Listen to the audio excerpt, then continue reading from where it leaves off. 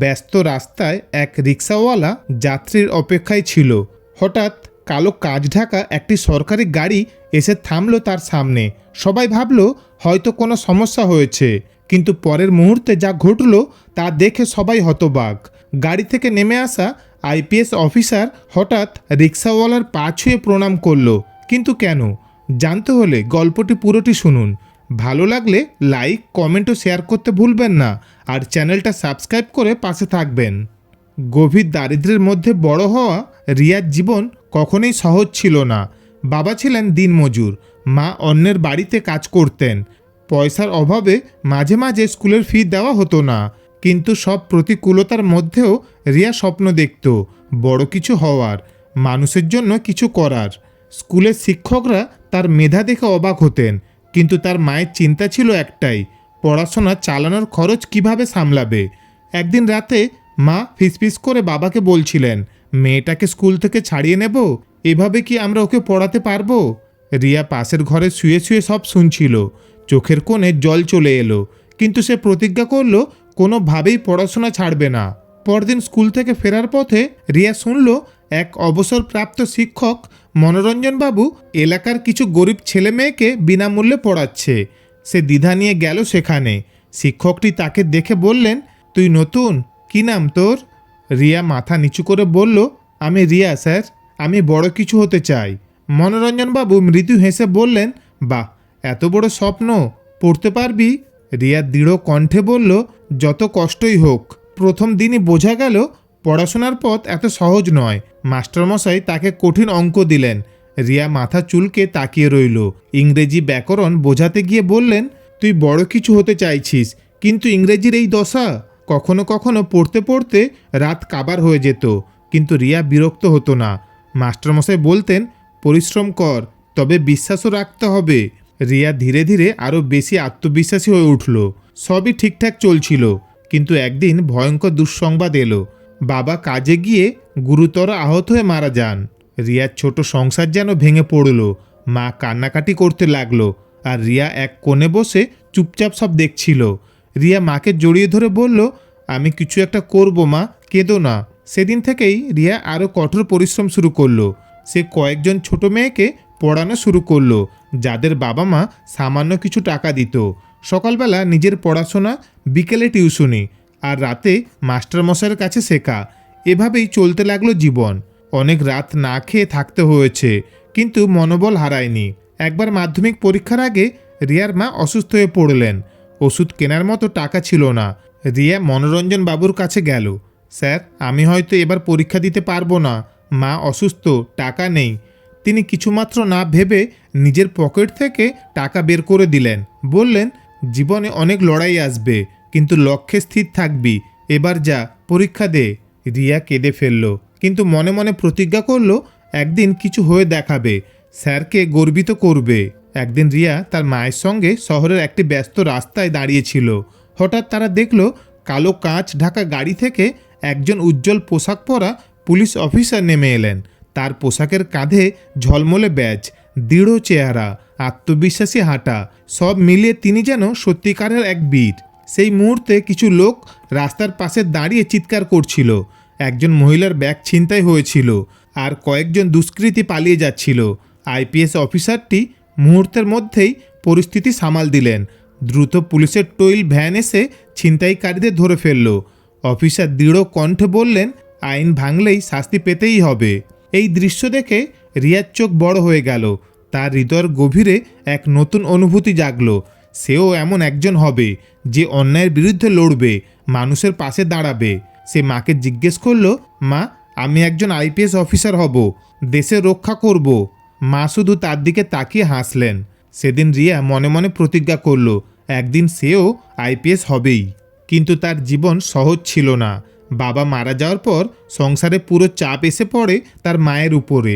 মা অন্যের বাড়িতে কাজ করতেন, আর রিয়া ছোট ছেলে মেয়েদের টিউশন পড়িয়ে সংসার খরচ চালাতো।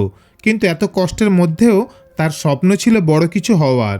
রিয়া যখন উচ্চ মাধ্যমিক ক্লাসে পড়ে, তখনই তার পরিবারের অর্থনৈতিক অবস্থা আরও খারাপ হয়ে যায়। স্কুলের ফি দেওয়া সম্ভব হচ্ছিল না, বই কেনার টাকাও ছিল না। ঠিক তখনই মাস্টারমশাই এগিয়ে আসেন। তিনি বলেন, তোর পড়া বন্ধ হতে দেব না রে রিয়া, তুই শুধু মন দিয়ে পড়বি, যা লাগে আমি দেখব। মাস্টারমশাই নিজের সামান্য আয় থেকে রিয়ার বইয়ের জন্য টাকা দিলেন। রিয়া প্রতিজ্ঞা করল সে হার মানবে না। উচ্চ মাধ্যমিক পরীক্ষায় রাজ্যের মধ্যে ভালো ফল করল রিয়া। সবাই অবাক, কিন্তু সমস্যা তখনও শেষ হয়নি। ভালো কলেজে ভর্তি হতে গেলেই টাকা লাগে। একজন স্কুলের শিক্ষক রিয়ার মেধা দেখে তাকে স্কলারশিপের ব্যবস্থা করে দিলেন। সেই টাকায় রিয়া কলেজে ভর্তি হলো, কিন্তু কলেজে গিয়ে সে বুঝতে পারল শুধু বই মুখস্থ করে বড় হওয়া যায় না, সামাজিক বাস্তবতাও জানতে হয়। কলেজের প্রথম দিন ক্লাসে একজন প্রফেসর জিজ্ঞেস করলেন, কে কে সরকারি চাকরি করতে চাও? সবাই হাত তুলল, কিন্তু রিয়া জানতো না সে কি চায়। তখনই প্রথমবার সে শুনল সিভিল সার্ভিস এক্সাম নামে কিছু আছে, যেখানে আইপিএস আইএএস হওয়া যায়। এই পরীক্ষার মাধ্যমে দেশের সেবা করা যায়। রিয়ার ভেতর কিছু একটা জেগে উঠল, আমি আইপিএস হবই হব। নিজের মনেই প্রতিজ্ঞা করল সে। রিয়া কলেজ শেষ করে সিভিল সার্ভিস পরীক্ষায় প্রস্তুতি নিতে শুরু করলো, কিন্তু এটা সহজ কাজ নয়। পরীক্ষার বইগুলো খুব দামি, কোচিংয়ের জন্য লাখ লাখ টাকা লাগে। রিয়া নিজেই পুরনো বই জোগাড় করে পড়তে লাগলো। দিনের বেলায় টিউশনি করত, রাতে স্ট্রিট লাইটের নিচে বসে পড়াশোনা করত, কিন্তু এত কষ্ট করেও প্রথমবার পরীক্ষায় পাস করতে পারল না। একেবারে ভেঙে পড়ল সে। মনে হলো স্বপ্নটা হয়তো আর পূরণ হবে না। চারপাশের মানুষও বলতে লাগলো, এত বড় স্বপ্ন দেখা তোর উচিত হয়নি রিয়া। রিয়া ভাবল সে হয়তো সত্যিই ব্যর্থ। ঠিক তখনই মাস্টারমশাই একদিন রিয়ার বাড়িতে এলেন। তার ক্লান্ত চোখ দেখে বুঝলেন রিয়া ভেঙে পড়েছে। তিনি বললেন, রিয়া, মনে আছে তোর প্রথম ক্লাসের দিন কি বলেছিলাম? তুই যে যুদ্ধ শুরু করেছিস তার শেষ না দেখে ফিরে আসবি না। মাস্টারমশাইয়ের কথাগুলো রিয়ার মনে শক্তি এনে দিল। সে আবার নতুন করে লড়াই শুরু করলো। রিয়া এবার আরও বেশি মনোযোগ দিল পড়াশোনায়, নিজেকে নিজেই প্রশিক্ষণ দিল। ইন্টারভিউতে কিভাবে কথা বলতে হয়, কিভাবে আত্মবিশ্বাস রাখতে হয়, সব শিখে নিল নিজে নিজেই। অবশেষে তৃতীয়বার পরীক্ষায় রিয়া আইপিএস অফিসার হয়ে গেল। সারা গ্রামে আনন্দ ছড়িয়ে পড়ল। তার মা চোখের জল ধরে রাখতে পারলেন না। গ্রামের সবাই বলল, আমাদের গর্ব রিয়া। কিন্তু একজনের দেখা তখন পায়নি রিয়া, তার মাস্টারমশাই। কয়েক বছর পর রিয়া যখন পুলিশের উঁচু পদে কাজ করছিল, তখন একদিন রাস্তায় বেরিয়ে দেখল একজন বৃদ্ধ রিক্সা নিয়ে দাঁড়িয়ে আছে। তার চেহারাটা খুব পরিচিত। গাড়ি থামিয়ে নামলো রিয়া। কাছে গিয়ে দেখল এ তো মাস্টারমশাই।